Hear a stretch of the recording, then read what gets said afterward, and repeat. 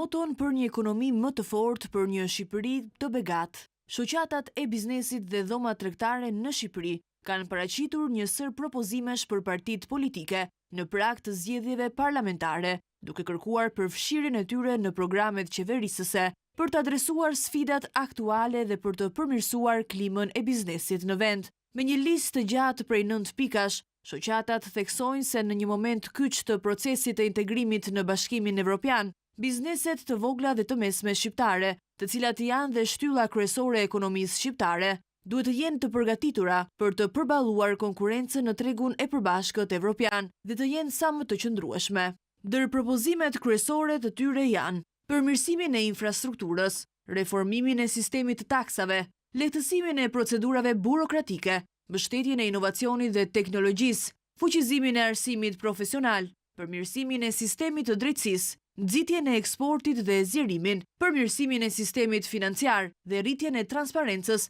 dhe luftën kundër korrupsionit. Me zgjedhjet në prag, grupet e biznesit kërkojnë që propozimet e tyre të përfshihen në agjendat qeveritare, duke paralajmëruar se pa veprime konkrete, rritja ekonomike dhe krijimi i vendeve të punës do të mbeten të bllokuara.